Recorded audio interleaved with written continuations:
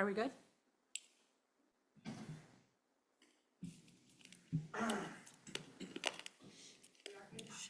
Thank you, Deb. So we had a motion made by Julie, seconded by Jesse. Any discussion on the motion?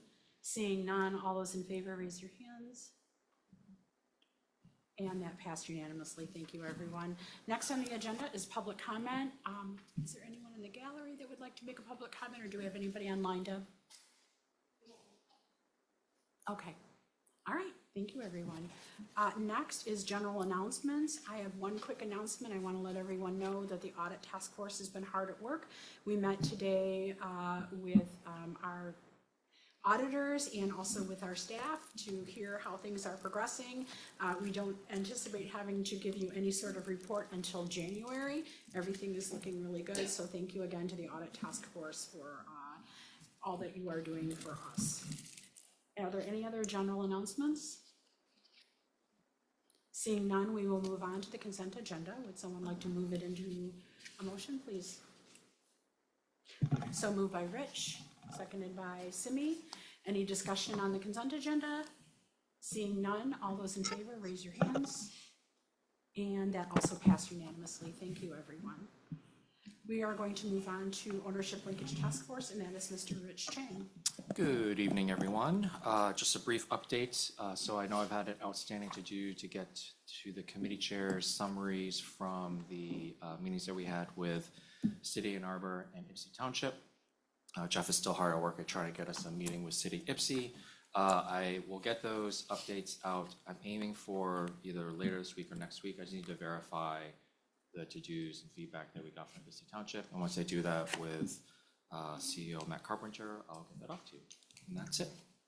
Great. Does anyone have any questions for Rich? Seeing none, we will move on. We are moving on to treatment of the traveling public 2.1, and that will go to Mr. Carpenter. Thank you, Madam Chair. The monitoring report begins on page 17. It was reviewed by, I believe it was the Service Committee. Okay, sorry. They are recommending compliance level B, reasonable interpretations, evidence for all.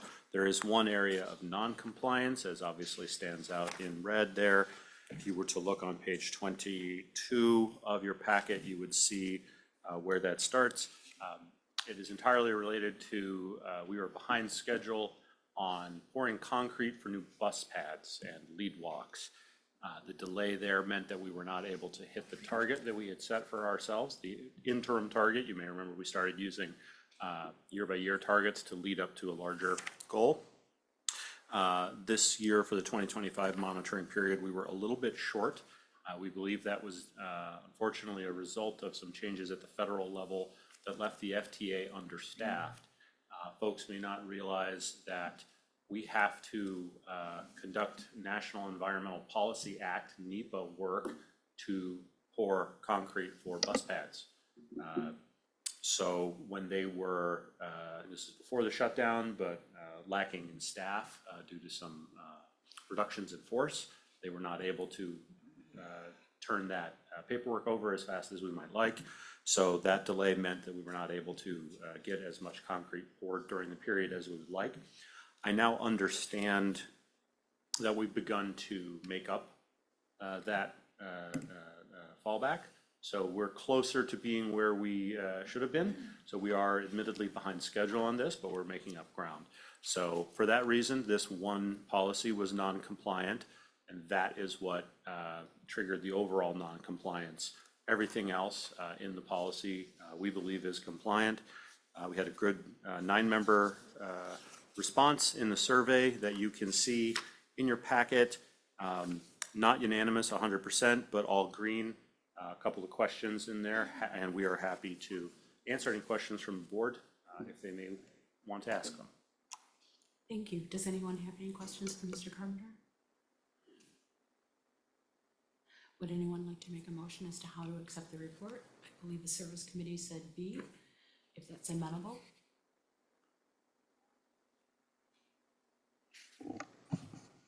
I'll do it. Okay, B, except for the items as noted. And do I have a second? seconded by Mike. And is there any discussion on the motion itself? Seeing none, all those in favor of accepting the report as B, please raise your hands. And that passed unanimously. Thank you, everyone. I'm wondering, at this time, we move on to policy language discussion. Was there anything about the policies that made you think that the board needed to consider language changes?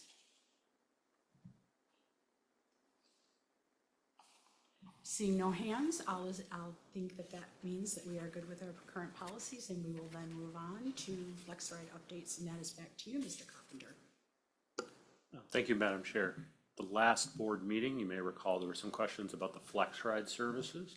The board asked the service committee to have a closer look at that. We've talked about it, I think, 2 months now, so it might have been a couple of months ago where this was last year. This last month, the service committee looked at it again. We had more data this time, and I would invite the chair of the committee, Mr. Barr, or any other members of the committee to provide their thoughts on it. Yep, thank you. The service committee had a nice discussion about some of the challenges and opportunities of TheRide. Forrest Yang provided a slide deck that can be shared with the committee or anybody on the board. If they're interested, just reach out. It was also filmed, so potentially we can share that as well. So some of the next steps we'll be excited to keep updated on or around potential cancellation or no-show policies, changes in booking, in how booking is handled to try to manage that demand and the issues we've seen with TheRide. So that's my update. Does the board have any questions for either Matt or for Simi or anyone on the service committee? Thank you. Seeing none, we will move on to the downtown Ann Arbor construction updates, and that's Mr. Forrest Yang, or is he doing it via Zoom? Okay. Thank you, Madam Chair. Can you hear me okay? Yes. Okay, good. Sorry I couldn't be there in person. And then, I having this cold for a while. I don't want to give it to anybody else. Anyway, so let me bring up a few slides to help the conversation. Just give me 1 second.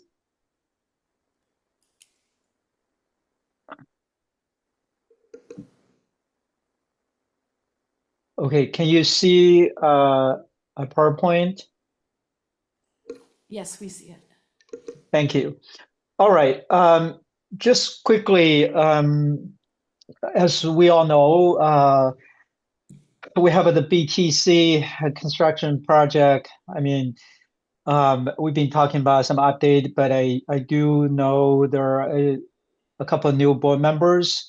It would be nice to have a little bit background information and talking about the project. And of course, the construction season for next year is gonna, I mean, even though we're talking about this construction season just end, but the planning work for next construction season is pretty quickly approaching. So we need to prepare that, and we want to give you a heads up what's happening. Be prepared for some, service interruption or impact on the operations. Anyway, so I'm gonna give you a quick overview, kind of a refresher for the project, and then talking about the timeline for construction, and then potential impact on bus operations, customers, and then talking about some, what we do next steps. So I know the map may not show up. This map is sort of a little bit smaller than what I hoped, but we'll give you an overview about the whole area. So as we talked about before, there's 2 separate projects, as all this kind of an integrated project, but it's still 2 different projects. One is 4th Avenue, This is kind of a reconstruction of roadway. And then of course, a lot of underground utility work. There's a DTE work as well. And then mainly to make a sidewalk wider to accommodate bus riders, and then having the designated bus area for loading, unloading there. And also add, officially add a bus space on the west side. And there's some traffic coming Merriman, like along that street design. But keep in mind, this is very draft design. I mean, not very draft. It's a draft design to be finalized.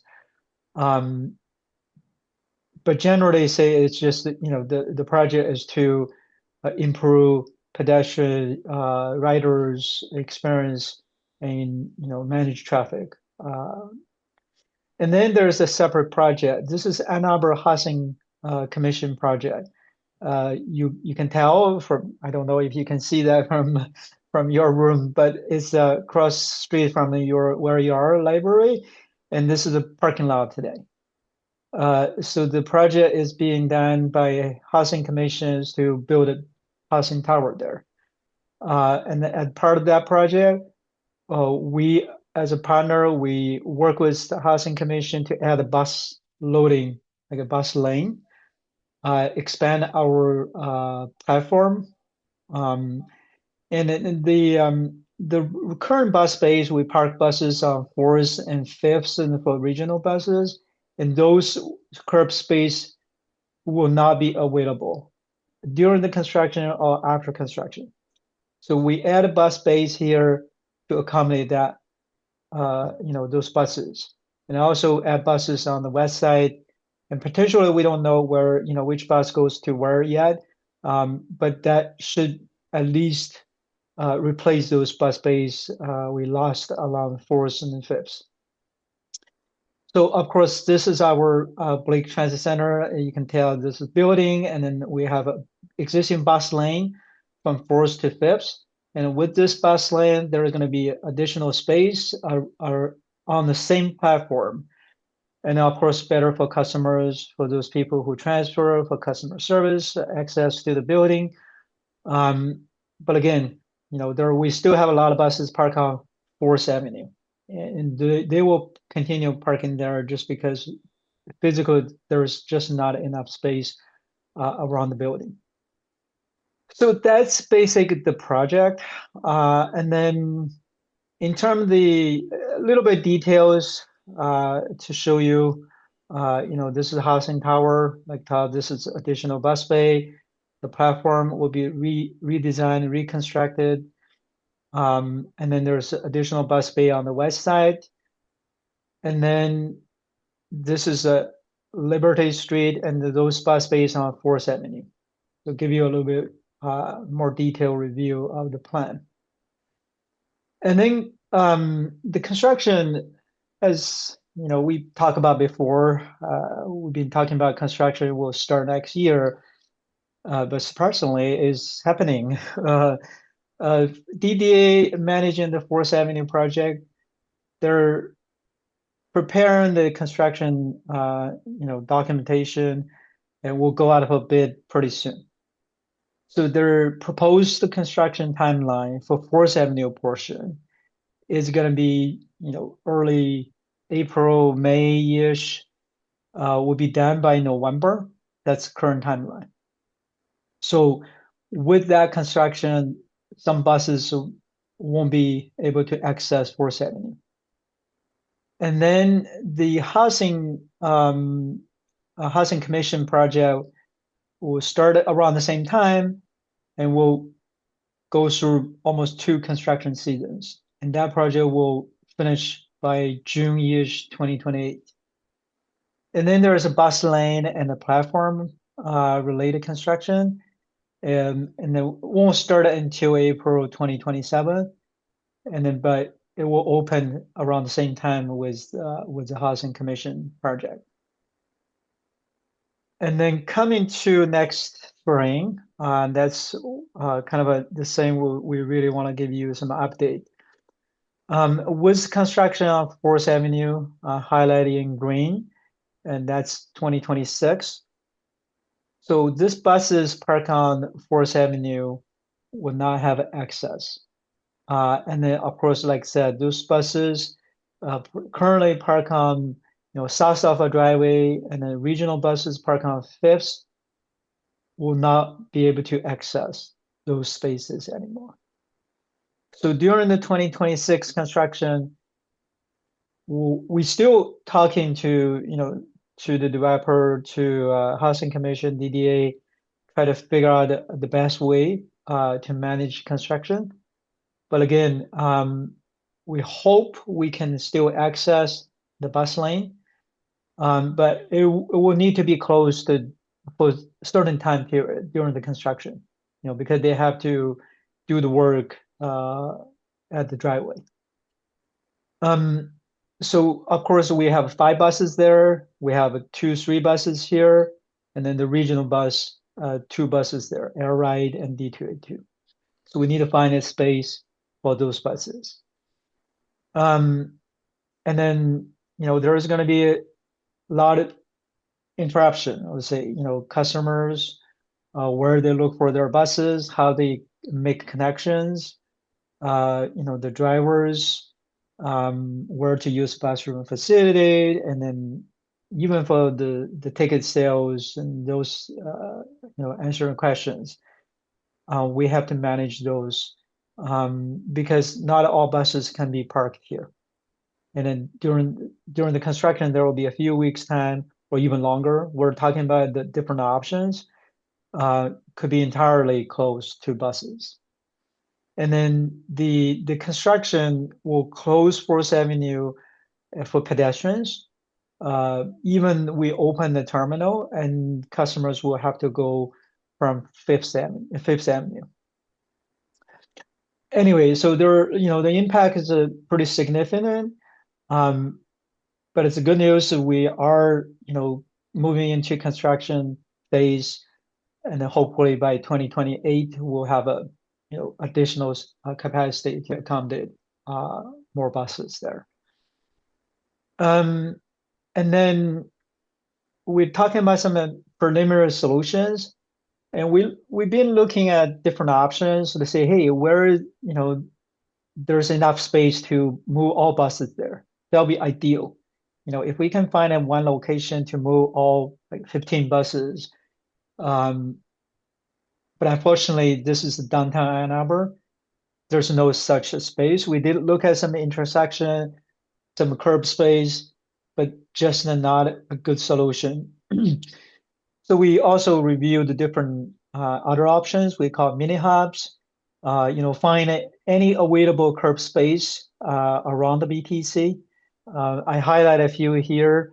One is on Main Street, south of William Street. And then one is on Fifth, north of Liberty. And there's also Washington Street between Fourth and Division. And there's a library lane. As you can tell, library lane now is being used by a new development on William Street. So they use the library lane as their staging or storage, partially closed now. And it won't open until like June 2026. And there's some complication. Any of those curb space will have to be confirmed with the DDA and the city. Some circulation need to be confirmed as well. One other saying, this is only one construction project in downtown Ann Arbor next year. There will be other construction project going on. For example, Packer, and the whole construction season. There's Packer, there's North U, and potential South U, and other project, and then private development as well. So with those construction project, a lot of vehicles will be detoured. We try to work with the city and find the best possible solution, making sure buses can circle downtown and potentially still making connections for those customers who need it, and for drivers to use the bus room facility or take a break. But again, it's still working in progress. we're looking for different options. It's going to be challenging for sure, because a lot of, for example, buses park on Main Street and Fifth Avenue.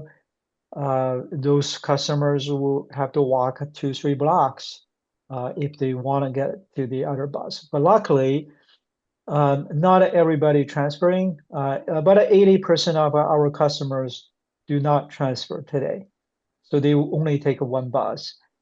There are going to be some customers who need that transfer. We'll have to find a solution, and especially winter time. We're looking into it, see how we can minimize that impact. And then, of course, for next steps, we'll confirm with the DDA, the Housing Commission, the city, finalize whatever solution, and then we'll have a detailed plan. We can share that as they become available. And then we work with internal, operations, safety, and communications, and finance, almost everybody. Try to get that solution in place. Try to use the alternative scheduling and shift design for operators to minimize the impact on, customers and employees. That's it. Any questions? Does anyone on the board have, Matt, did you want to go first? Is that what you're saying? Yes, of course. Thank you. Before your questions, I just want to paraphrase some things Forrest have said. This is going to be a significant disruption. He's definitely talking about it as a challenge, and there are opportunities for us to work with it, but this is significant. Fourth Avenue will be shut down at some point to the degree we can't use the Blake Transit Center. We'll have to move all of the buses. We'll have to move our central terminal, our hub functions. Like, hey, we're going to shut down Detroit Metro Airport. We're going to move it over to Willow Run for a little while. It's a big deal.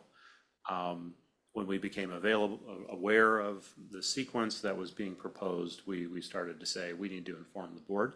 We don't have all the answers. We don't have all the details, as he suggests. We're going to bring those to you, but we need to start preparing because this is going to be a large disruption and it will extend for 2 construction seasons. It's going to be very challenging for our staff, very challenging for our passengers.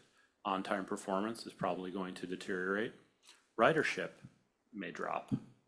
The budget did not anticipate, for example, having to rent trailers to create a interim waiting room or bathrooms or anything like this. Our budgeting had not anticipated that. So we're going back to the drawing board in several ways to get ready for this. I suspect it will disrupt the business plan because it's going to pull enough resources into dealing with this. So we don't want to oversell it. We don't want to panic anyone. We have lots of time to get ready, but it's going to be significant and we're going to hear from it. We're probably going to hear customers who are upset. We're glad to be working with partners who can be as accommodating as the DDA is, as the Housing Commission is. But the sequencing of this and the magnitude of it is such that we're just right at ground zero and there's really not a whole lot of flexibility here. So we're still looking for options. We'll bring you more details, but this is going to be a big deal for 18, 24 months. Rich. So the CEO actually touched on a question I had, which was around the budget, and knowing what CFO Reed does, I'm sure she modeled, or at least started modeling, some of the potential scenarios around like loss of revenue. So I think we've all heard cases and stories of retail stores in heavy construction areas that go on for years and they go out of business because they're the loss of foot traffic. And so I was kind of curious, and I don't expect an answer now, but if that's, well, confirmation that is something that's being looked at, it sounds like it is. And then if we have an estimate as to what the potential loss of revenue could be and the impact on the budget at some point. Yeah, I don't think not yet, correct. But yeah, at some point, I think that'd be helpful for us. and just let us know what we can do to help too. Any other, oh, Susan, we have a lot of people. Oh, go ahead, Mike. Just as a follow-up to Rich's point, are we talking about the budget we just approved being affected? Or, I know it'll be beyond that, but this current fiscal year too?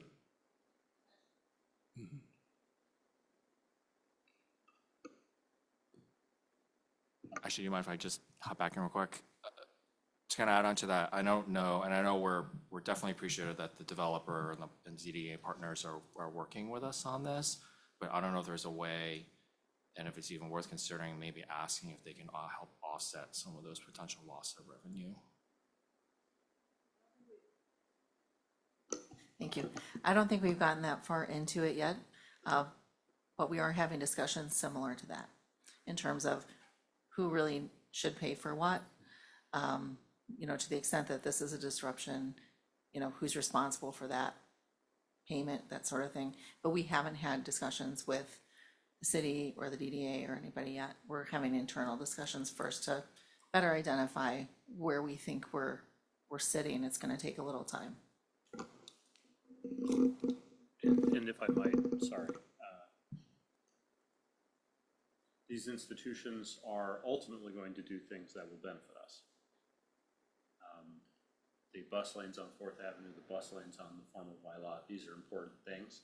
And we're grateful that we are being, like, a lot of this is being done for us, and they have gone out of their way in many ways to create these designs that will give us a really better future going forward. We just have 2 years of renovation that's going to be kind of difficult to live with due to the space constraints. So we value our partners, but we do need to have conversations about money.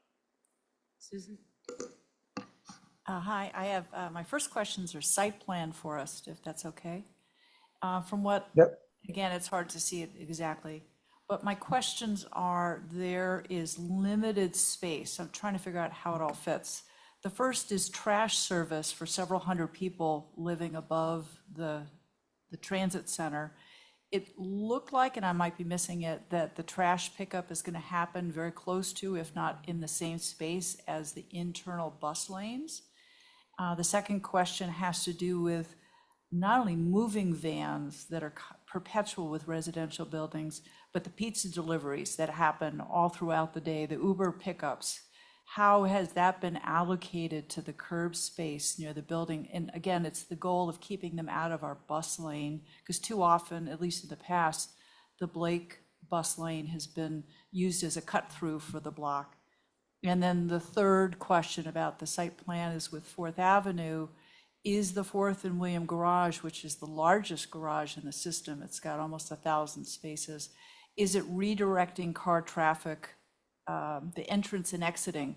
Is it changing on 4th Avenue so that it's removing cars from the space where we now have pedestrians crossing the street if there's going to be bus service on the west side? Or is it staying the same once 4th Avenue is completed? So those are 3 different site plan questions: trash pickup, the moving van, and Uber and, you know, pizza delivery. And then the third one, given the 4th Avenue changes, is the garage redirecting car traffic away from where we have pedestrians crossing the street to new bus service? So that's just the first question is site plan, and then I have a second question. Okay. All good questions. Let me reshare my screen, probably a little easier to show you. Can you see the site plan? Yep. Yeah. Okay. Thank you. And this is still, you know, in the draft version, right? I don't want you to read it too much, but it just overall, yes, you're absolutely right. The garbage collection will be behind their building. So the bus lane right here will be shared with waste management vehicles. We're working with them, try to, get some noise ordinance changed, making sure that they can go there before 6 a.m. And they do in a lot of downtown areas. But currently we try to work with them, so the garbage trucks can go in and pick them up, before 6 a.m. That won't have any conflict with bus operations. But still a work in progress. That's our goal. And then the moving trucks deliverings is on. That's why we don't have a Fifth Avenue curb space. So they need to accommodate those vehicles here. And the Fourth Avenue is I would say that likely is going to be a delivery truck because they're talking about some retail space on the ground floor. So both Fifth and the Fourth around our building, the curb space will be designated for delivering trucks, movings, and those things. Your third question about access to the parking garage. Right now, the plan is still maintain that access, no change. But we're still talking to the city, see what else we can do along that portion of Fourth Avenue to make buses more, the operations more efficient, fewer cars. And there are still a few issues that need to be confirmed and addressed. Of course, there's new people at the city, and then maybe there's different ideas. So we're working through that. I know we cannot change the design for this, um, but there's still some opportunities going forward. Thank you, that's helpful. My second question is about the 2 years and figuring out alternatives. Is it possible to add to the list? It's certainly not to prevent what you're already looking at. Locations that are maybe a little bit distant, but running a shuttle for those that have to get back to the Main Street area who may have disabilities. So an example, expand the service that we are already commingling on North U with the university. Expand, because a lot of North U curb has not been claimed, but use more there. And then again, shuttles for those of our passengers who need some help getting to Main Street area. Another question is ask the DDA to use the First and William, and more likely the 415 West Washington site, which has been cleared, but there's no immediate construction planned. Can we use those sites, which are again a little bit distant, but we would have claim to the whole of it and then run shuttles if people need it to get uptown? Again, it expands the area, allows the entire site to be used by the transit authority in a way that it's harder if you're using piecemeal on, say, Washington Street, where you're commingling with the merchants who need that curb access. So I'm expanding the list to look at even being a little distant. We used to run shuttles in downtown just because we thought people couldn't walk more than a block. We found out everybody likes to walk. But now could we revisit shuttles as a way to complement our temporary relocation, and it expands your location possibilities. Again, it'd be nice to have the whole, let's say 415 West Washington. It's all yours. You don't have to figure out how to strategize with others. But for those that can't walk up the hill or need to be uptown, a shuttle might be a complement to that. Just again, another alternative. Yeah, absolutely. Thank you for bringing that up. We did look at all the possible options. There are different options have their own challenges. North U, for example, will be under construction for the whole year. And then some parking lot. And then we even look at, like I said, some intersections, you park on the curb, around that intersection, at least all buses will be together. But unfortunately, so far, we haven't found any viable option to locate all buses in one place. We'll keep looking, but right now we're almost ran out of options. That's why we moved to this called mini hub. They scattered different locations. So the biggest challenge for a little bit distance location is the scheduling challenge. The we got bus running every half hour. For some buses, it may work better because the time will become every 20 minutes, could be, but other buses will become every 40 minutes, and they don't make connection to each other. it is very challenging, I have to say. I mean, right now, of course, the system is designed around the BTC and based on connections to BTC. If we move 5 minutes away from that, we have to redesign the system, all the schedules. But again, like I said, everything is on the table. We've been looking through all the different options. If anyone, like other sitting on the board or staff or public who can help, like find a location, I mean, secure a location, that would be very helpful. Thank you. Ravina?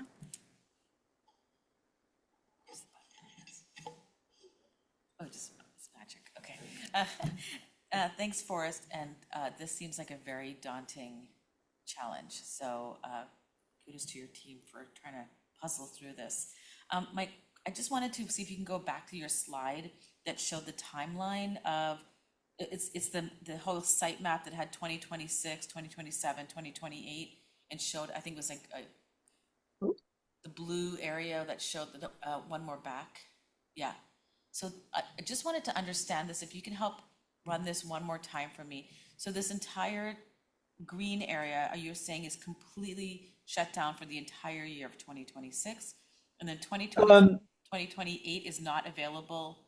So I'm just trying to figure out how long are we talking for a shutdown? Is it the entire, from 2026 to 2028, we will not have access to Blake? Well, yes or no? Sorry for not making this graphic clear. It's more like the 2026, the green, shaded area is more showing Fourth Avenue will be under construction in 2026, and they will maintain some access to our driveway. I mean, this is still under discussion because there are some challenges for construction, contractor. If we can close BTC entirely, they can speed up construction. If we maintain BTC, even one lane access to the driveway, all the things, and we'll have access for 4 or 5 buses going there, which is nice. But the construction timeline will be longer. They may push to next construction season and could be 2027. And the biggest challenge with that is during the winter time, the pavement may not be ready. So even when we want to move back, it's going to be challenging. So we are still struggling with that. Of course, construction contractors want to close the whole thing because that probably the easiest way for their work. A timeline, yes, closing entirely, the entire BTC will make timeline shorter. There's no question about it. But we still, wait on the pros and cons, see what would be the best for customers, for operations. We're not sure yet at this moment, but if we want to have access to the driveway, we will.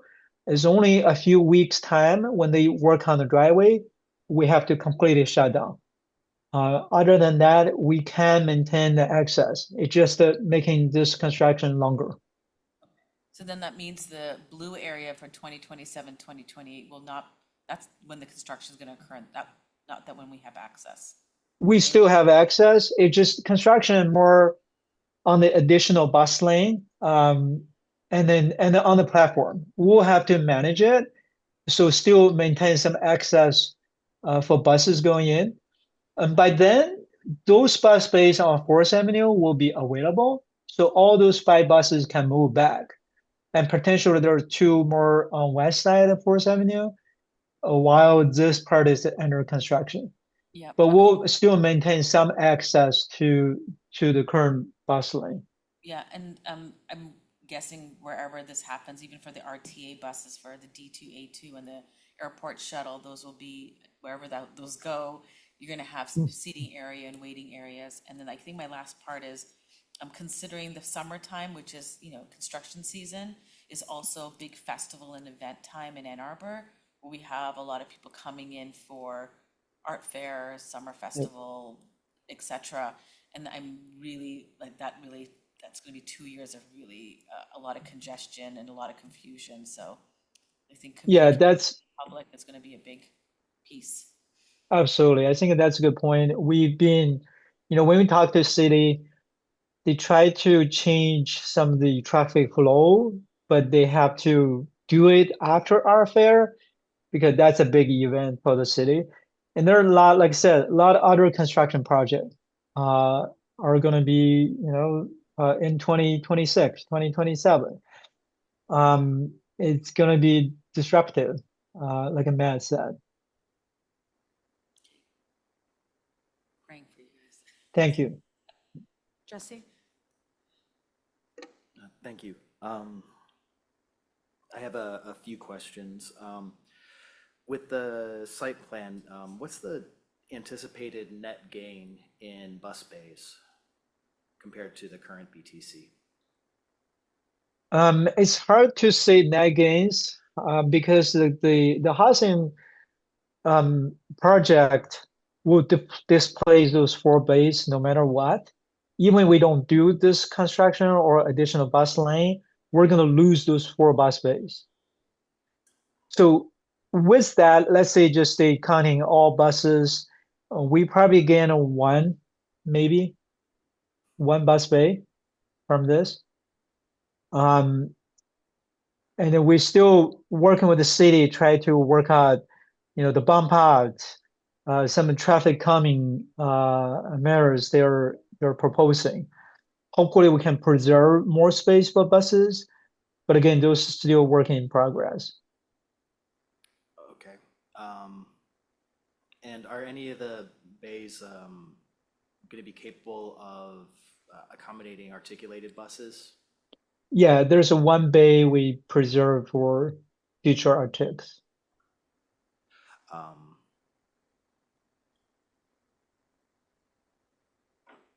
all right, two more questions.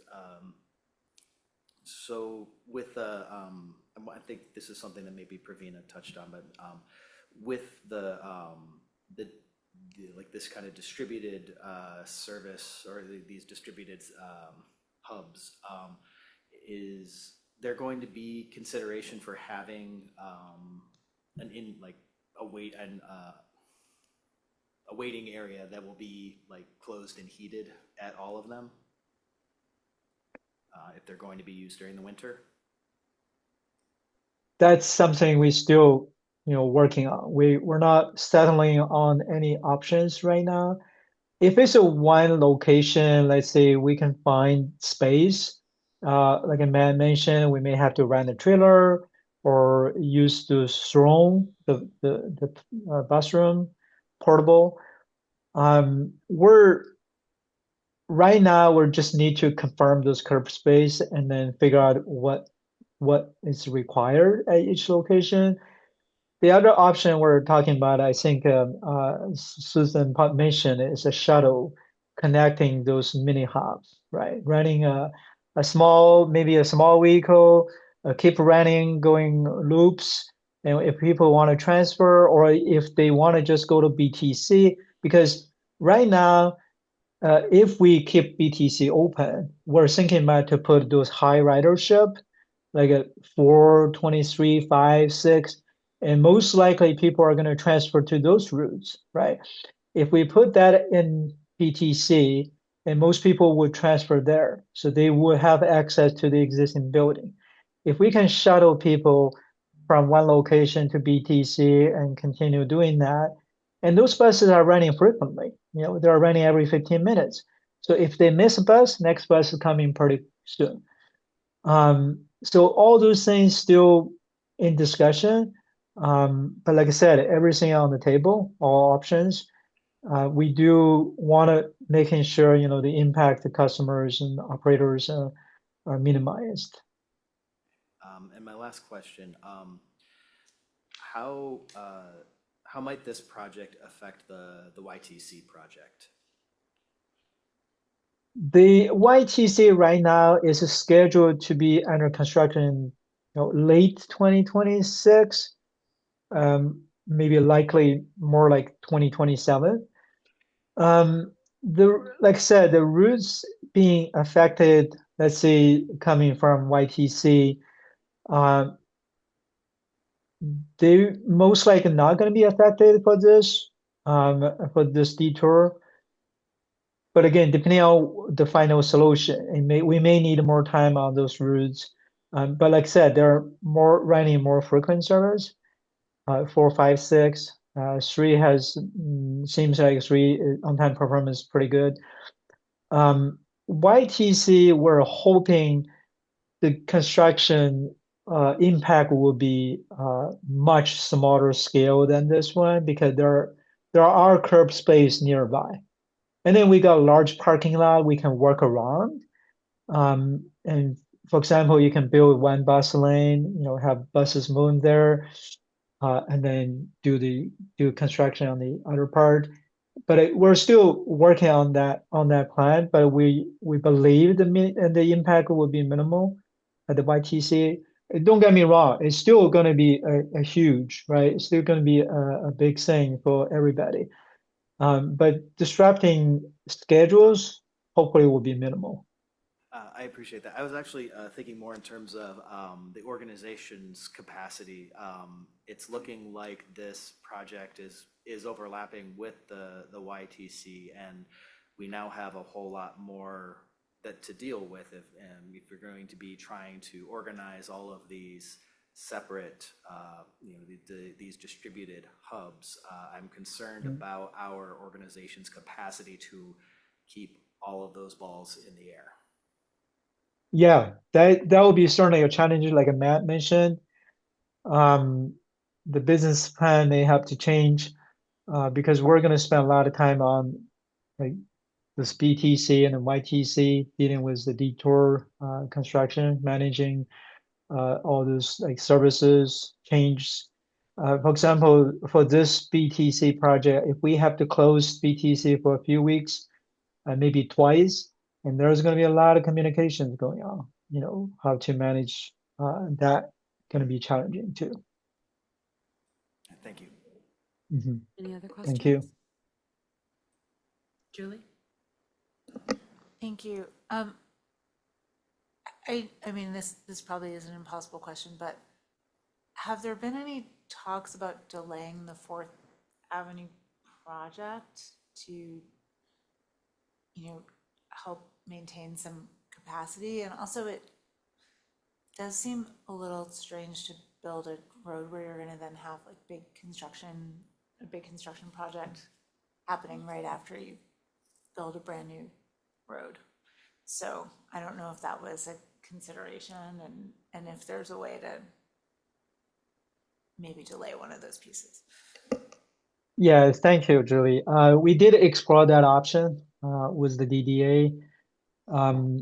Unfortunately, that I would say because it's already in their capital plan, like a budget for next year construction, and then they need to move some pipes underground to accommodate the housing commission project. So that has been done before they build the house tower. So there's a kind of a few pieces that need to connect.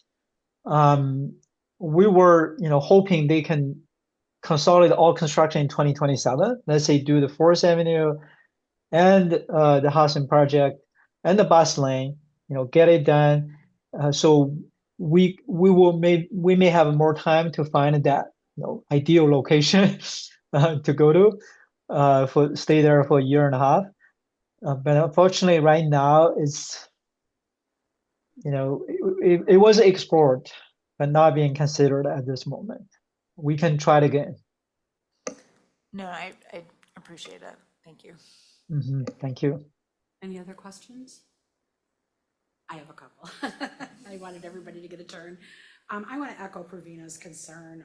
I've been riding the buses exclusively now for 6 months, and one of the biggest concerns I hear from the public is construction and how it makes their life a living heck, especially like right now, the number 6 at one point had 4 different detours.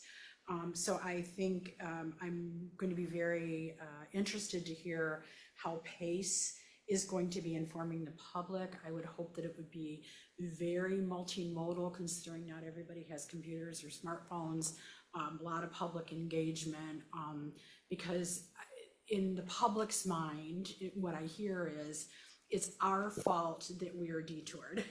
And that's, it may, that, whether that's true or not, that's the public's perception. And so I just want to make sure that the board is really struggling with how do we move forward and gain ridership, and it feels like we're going to be taking a lot of steps backwards over the next couple of years because of these initiatives. And I see you have the microphone, Jeff. Did you want to maybe give us a clue as to what's on Pace's mind with this? I know it's on, okay, great. I know we've started conversations about this. We will have a robust communications plan across multiple mediums. I think, you know, in initial conversations with my team, we're looking at direct mail, we're looking at digital, we're looking at all the different mediums and doing it early. I think that's going to be the big thing, that we're starting to talk about this now, getting our messaging correct. Obviously, you know, Forrest presenting this is still a ways out, but no, we are absolutely starting to think about this and how we're going to message it to everyone, because it's a massive project. We're still going to take flack, no matter what we do. We're still going to take flack, but no, we are starting those preparations now. Thank you. My next question is, Matt, did you want to say something in addition to that? I only wanted to add, we usually, when we bring you something, we generally also bring you, here's the preferred solution. It's frankly more done than what we're able to present you tonight. That is in part because of the communication. We wanted to get this to you as early as possible so that we could begin the communications process as soon as practical. Alerting people that, hey, something is coming, you know, get ready, even if we don't have all of the information for exactly the reasons that you've outlined. So part of the reason we're here today without as many answers as we typically would have is because we are a little premature in our own technical work so that we can get the communication started. No, absolutely. I understand that. It wasn't meant to say that you weren't prepared or anything. It's just, Pravina had brought it up. It was something that was on my mind, and I just wanted to sort of give it a little bit more oomph, if I may. The other question I have is, on there was not the library. Do we know when they're planning on doing, because the vote went through and it can, you know, do all of its stuff. Are we looking at a surprise that's going to start in 2027? Have we heard anything, I guess is what I'm wondering. No, we haven't. I mean, they don't have a timeline yet. Okay. Um, So that I, I, is probably a good thing. yeah, I don't believe any, you know, anything would happen before the bus line's there. So. And my last question, could you bring up the slide that showed the possible alternate staging areas for buses that we were looking at outline? My question is, and I know that you answered Susan because she had come up with a possible solution on Washington, I think it was.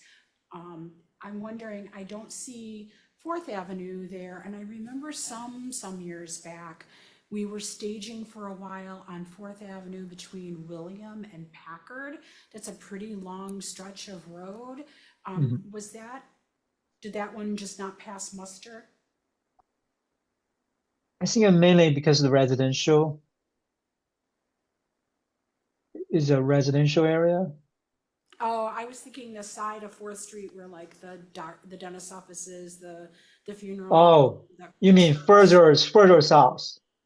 Yeah, just on the other side of William, from William to Packard, there's like the funeral home. Right, their church, yeah, a funeral home, and that was but the curb space is, you know, you can fit in one buses, maybe another.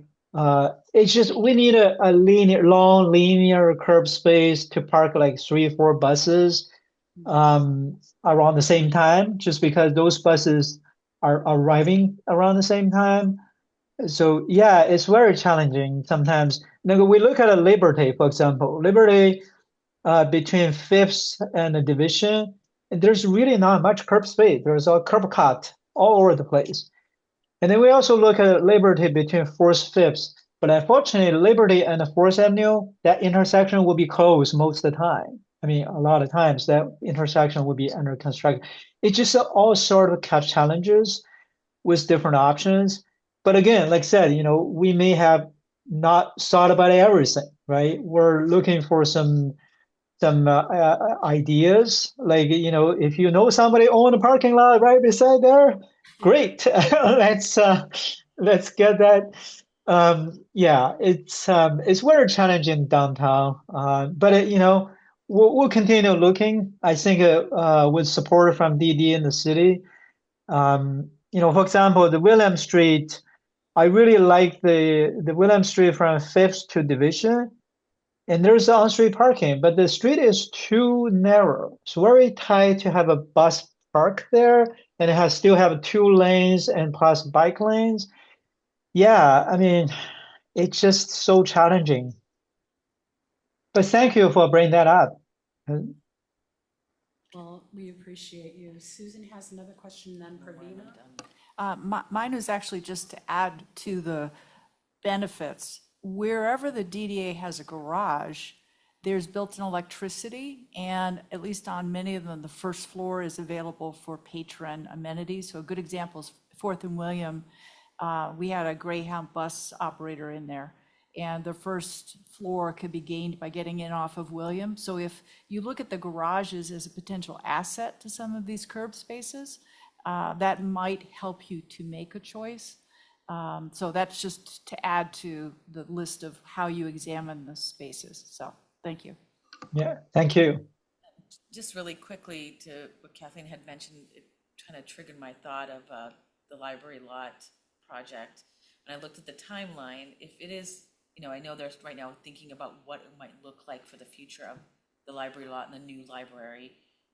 And when you look at that design of 2028 on your schedule, that you now have that new runway to come out, and then they start construction in there in 2028, are we going to be again in this situation when that whole street is, you can't turn on it again for I don't know how many years? So it might be smart to even think through talking to the library and the city to see, it may be too far ahead, but I just worry that we might be just ending one construction and then just turning around to the next one. That might take another 2 years.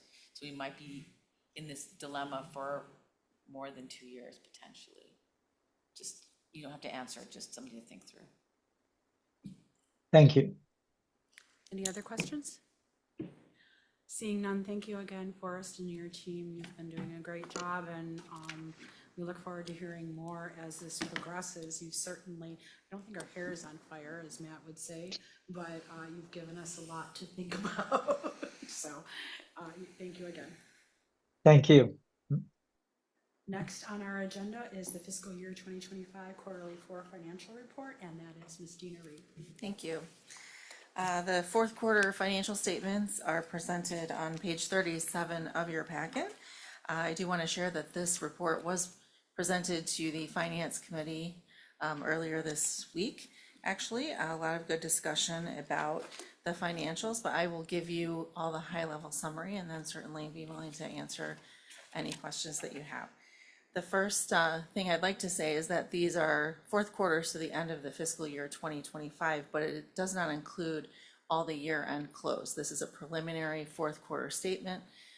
We always have adjustments at the end of the year, and we're in that process now. At the year end, the final financial statements for fiscal 25 will be presented in January or February as part of the audit at the end after the audit. So just know that these numbers are preliminary. They will change. At this time, I don't expect any major changes. We've gotten through a portion already of our closing schedule and are still working through some things, but I have not found anything to date that would change these numbers in a very extremely material way. We'll keep you updated as time goes on. With that said, the balance sheet, we'll start with the income statement on page 38. Things are looking good. Revenues and expenses are coming in on budget. Revenue is a little bit higher than budget. Expenses are a little bit under. We have a couple of categories where you can see bigger swings than others. I will address those.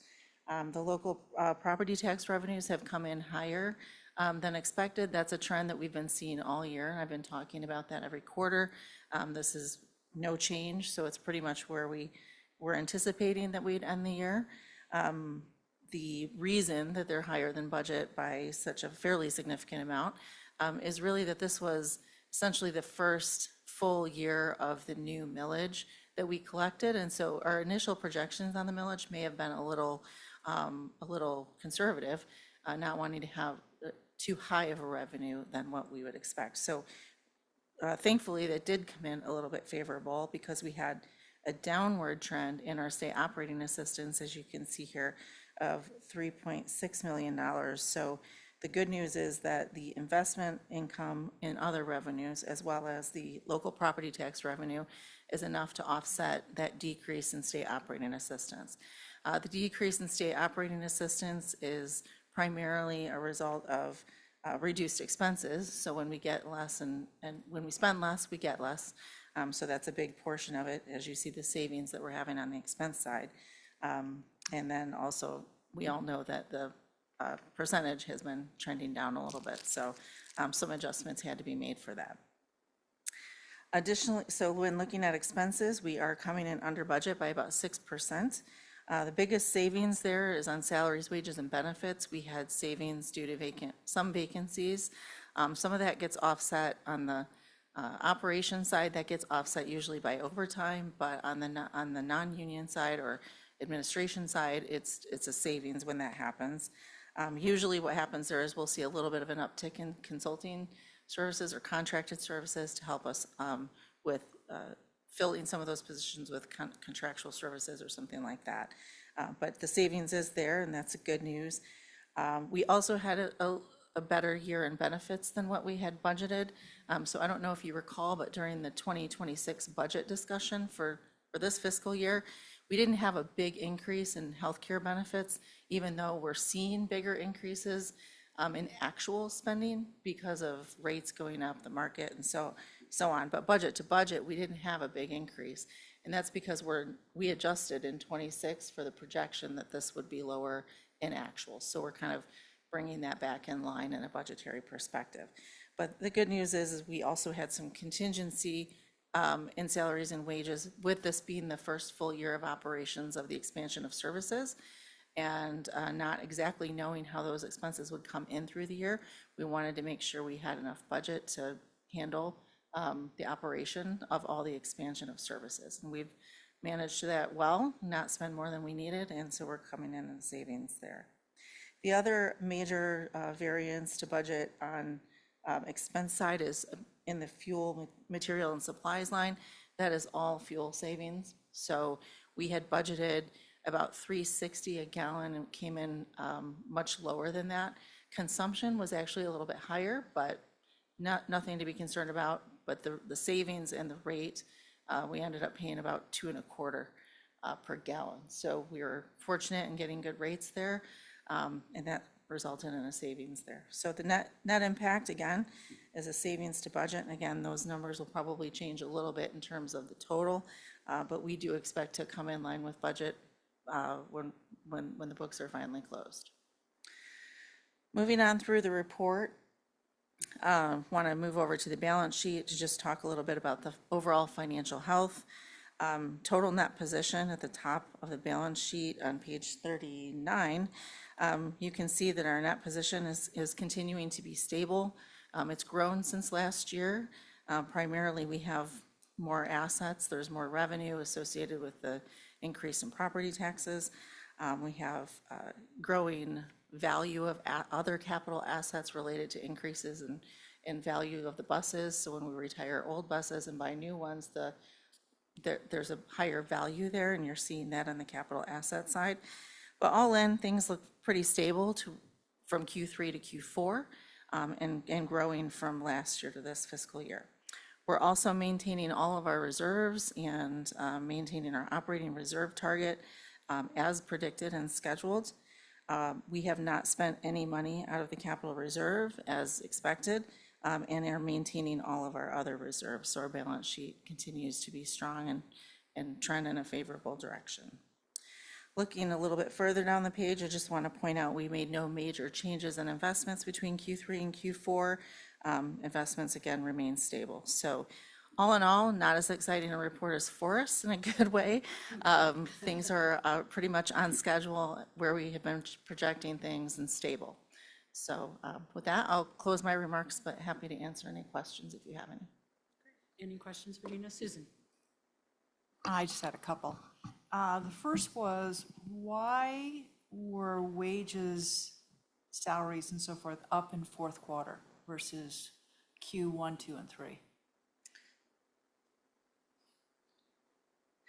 I think that's more like the number of pay periods and fluctuations. There's nothing really significant.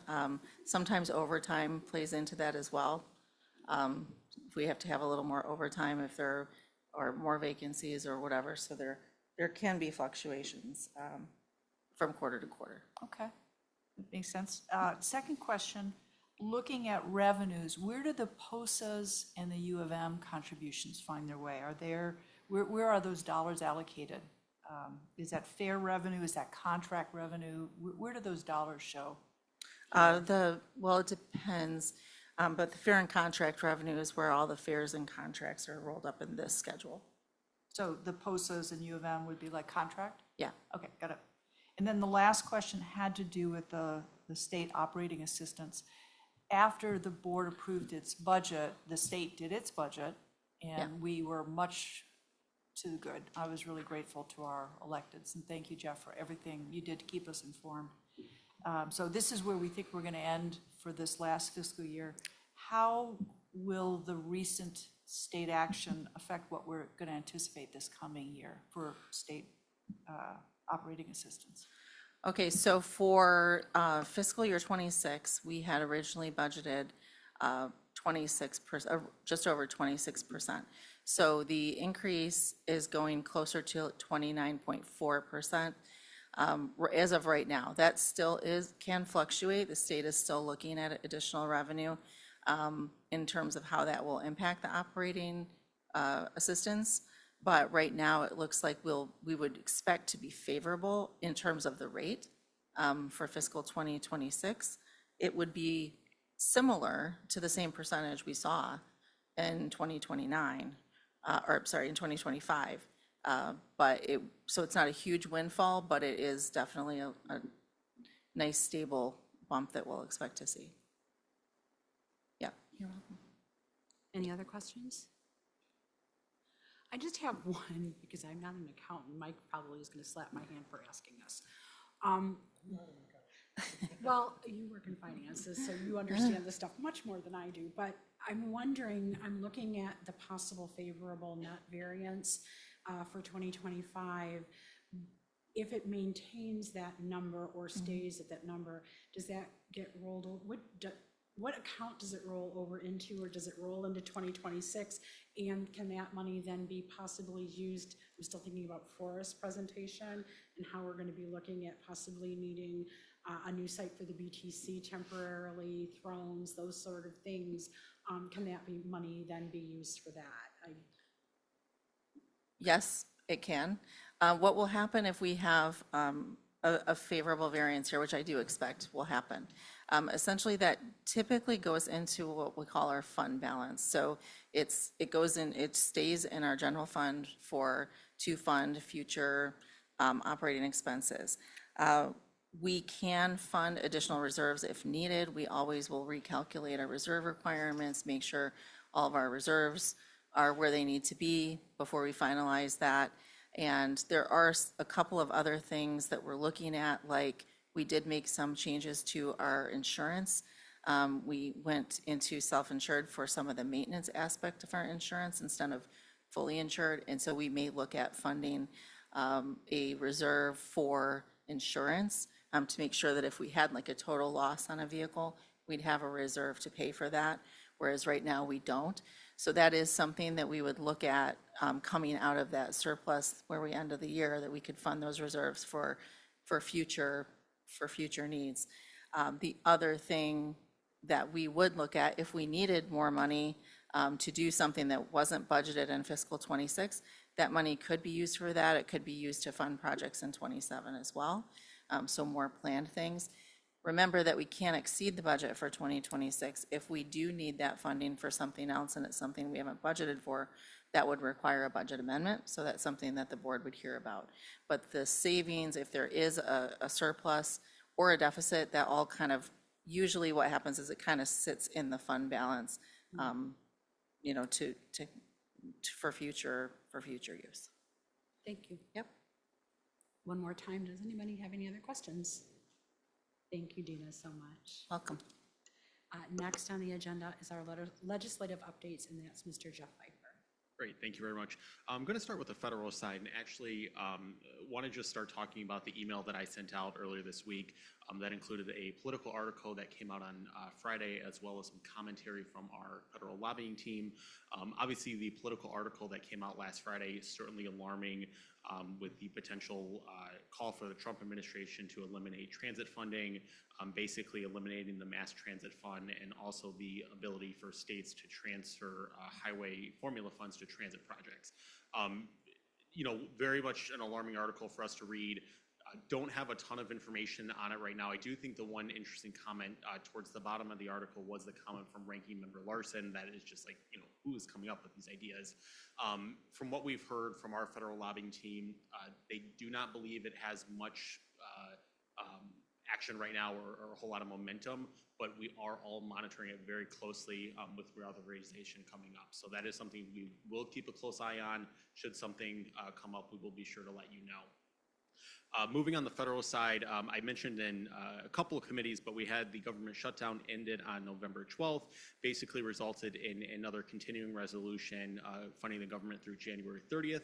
The one interesting thing I did want to point out with that CR is that there were a few aspects that were given fully funded bills, including agriculture and military, and in those bills, they did include CDS. They did include earmarks in those bills. You'll remember we still have an existing earmark in THUD right now. There's a possibility that those bills might be brought up in the next couple weeks. So we're viewing this as a promising sign that earmarks may be included in those bills if they are passed. But you know, good to see the federal government back open. I think it was the longest shutdown in government in history, previous record held by the same president, but I digress. Moving to the state side, not a ton of updates on the state side. They are in session, I think, just a few more days for the year, and they'll start to wind down. We had a MPTA meeting this past week where I was told 33 bills were passed this year, which is the lowest amount since 1898. Not expecting a ton of legislative action in this upcoming year just due to the friction between the House and the Senate, which we're all very well aware of. Again, with the state budget passing, the legislature is still, I think, in some aspects working through what they passed. Matt and I had a chance to sit down with Representative Jason Morgan last week and had a really good conversation about the Transit Infrastructure Fund. To be frank, I still don't know that we exactly know what it's meant for.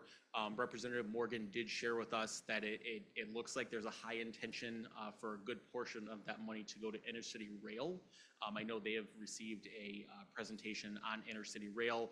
However, we did communicate with him how some of the aspects, the way the legislation is written, would fit really nicely with some of our projects listed in our long-range plan, including regional park and rides. So our goal right now is if and when there is a call for projects to be as ready as possible, if and when that comes out. I think those were my major updates. Happy to answer any questions. Any questions for Jeff? I have a quick one.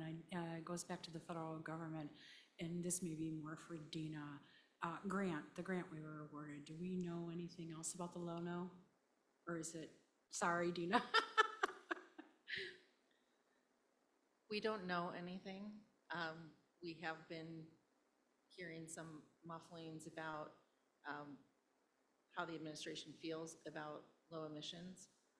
We are not sure yet how to respond or what we should or shouldn't do. There's still discussion about potentially, you know, some agencies looking at changing from low emissions to, or zero emissions to low emissions. As you may all recall, we do have the grant award. We have submitted an application to obligate funds for just buses at this point. A majority of them are hybrid, or all of them are hybrid except 2. We did apply for 2 hydrogen. We did not include our fueling station in that request currently because we didn't have NEPA cleared at the time we were trying to get it through, which was just not possible in the time frame that we had. And currently, the application is still sitting with the FTA. We have been hearing a little bit of feedback from our lobbyist about things that are happening in Washington DC, and we're assessing that. But we don't have anything definitive to share. Appreciate that, thank you. Jesse, and then Mike. With the agencies that are switching to low emission from no emission, is there any indication that those are being looked at any more favorably? They may be. But no decision has been made yet that we are aware of? I can't speak to anything specifically that I know. We're hearing that it looks better potentially for some of the agencies that have decided to make that change, but I'm not aware of any awards directly that have gone through yet. Thank you. If there are no other questions, thank you. Oh, Mike, you were going to go. Thank you. Jeff, you mentioned one quote from, I presume, a congressperson that wasn't happy with that direction. And we've talked about risk here before about coming out of the White House and the fact that Congress, certainly every state, and I don't recall if it was all the congressional districts, had public transportation. And so that we felt that we were fairly insulated from, because of that, in terms of having problems. Have you heard anything from, we heard anything or any other politicians, Congress people, senators? Not with that. The one comment I will say is that the entire premise of the proposal goes against what I would call conservative kind of mentality, because it's taking away control from either the states or the locals and giving it to the feds, which at least in my political read would be a non-starter for quite a few Republicans, because they typically prefer control at the not held in the federal government. It would also decimate kind of the Buy America aspect, and rural agencies would be decimated as well. And rural agencies typically are in more conservative areas. I would feel better about that if I couldn't come up with a lot of other examples where that wouldn't be true. But no, to your point, I think this is so new that I haven't heard, even in the article, the Republican on the committee had not put out a comment on it yet. So I just don't think we've heard enough on it yet. Thanks. Matt? Sure, I'd like to just add to Jeff's point. In the run-up to last year's election, there was a lot of focus on the document Project 2025. And there were several policy positions taken in that document. One of them was that the federal interest in transportation should be scaled back pretty radically in many spaces across several modes. One of those was transit, which that document premised was an entirely local affair and had no federal interest at all. So when, after January, that was something we were watching for. Lots of things happened in January. A lot of other things have happened since. This one kind of disappeared, didn't come. But now we're seeing it come back. I believe that is where this is coming from. It's exactly the same proposal. The article that was reported on was some sort of inter-office memo within the administration. So I don't know, I don't think anyone knows if this is a serious proposal, if this is something an intern left on somebody's desk, or something in between. Where it goes, if it goes anywhere, I think is the important thing. But it is a concerning thing, but it was concerning in Project 2025. It was concerning the election. It's concerning now. To Jeff's point, this is a decision that is not the White House's decision to make. This is a congressional decision. It is part of the reauthorization, the 5-year reauthorization bill. It's very difficult to imagine it changing But to Mike's point, we've watched a lot of things change over the last several months. So we can't completely dismiss it or take our eye off it. I believe we're having a webinar tomorrow from APTA that we'll be attending as a group to see their perspective on it, and we'll be happy to share that information with you. Hopefully they're much closer to it and have more insight than we do. Good question. Any other questions? Thank you so much. We're going to move on to the CEO report. Matt? I really feel we've had enough for the evening, so I'll be happy to answer any questions if you may have any about the CEO report before we move along. I hope folks got a chance to watch the video we included in there. We did a mechanic spot that I thought was pretty good. So if you haven't had a chance to click on that link yet, please do. I just want to make a comment. I am really enjoying the new layouts of the CEO report, and I'm really enjoying how much we're being able to see the engagement of your employees. So things like the MCA, the mechanic rodeo, the operator classes, all the different things that you're sharing with us along with the pictures is, I find it heartening, but I also find it important for us to understand how you're taking care of your employees. So that's my comment. Any other questions or comments for the CEO? Seeing none, we will go ahead and move on. There are no emergent items. Very good. We'll move on to closing items, action item recap. That's Ms. Deb. All right. I had noted that the board accepted treatment of the traveling public monitoring report as B. And then as a quick follow-up, Simi had mentioned that the service committee had received a TheRide presentation that was sent back out to them, and he said we could send it to the board. So I will send that out to everyone so they have that handy.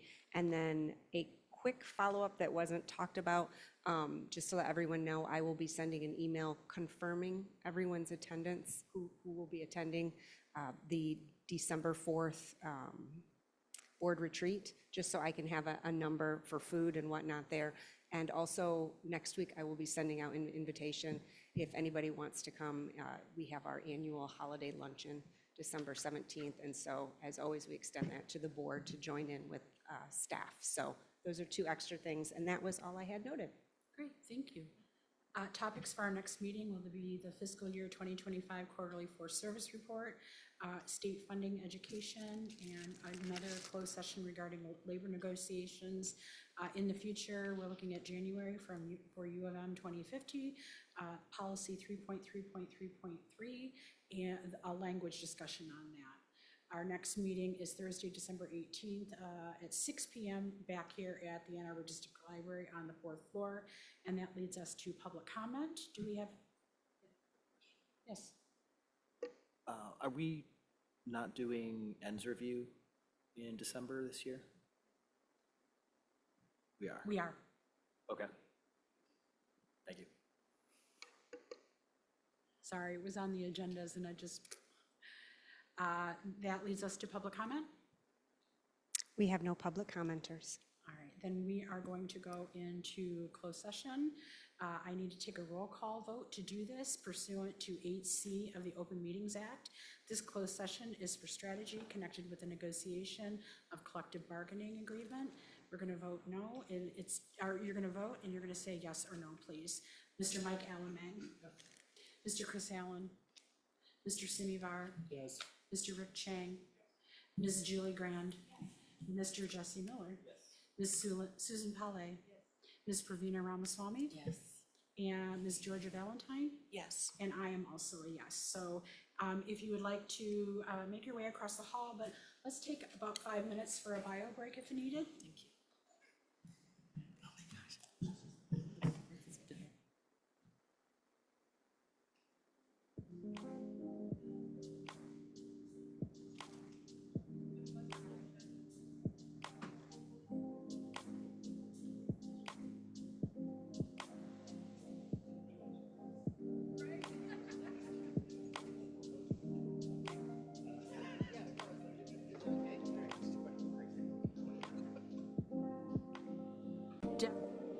Back up. Thank you, everyone. The board is returning from the open meeting. I need to have a vote to move out of closed session. Mr. Mike Alamang? Yes. Mr. Chris Allen, Mr. Simi Bar, Mr. Rich Chang, Ms. Julie Grand, Mr. Jesse Miller. Yes. Ms. Susan Pallet. Yes. Ms. Pravina Ramaswamy. Yes. Ms. Georgia Valentine. I'm a yes. And I myself am a yes, which leads us to our final thing, which is adjournment. Would someone like to make a motion to adjourn? That would be Georgia, seconded by Pravina. All those in favor? Thank you, everyone. Have a great holiday. Happy Thanksgiving, everyone. Happy Thanksgiving.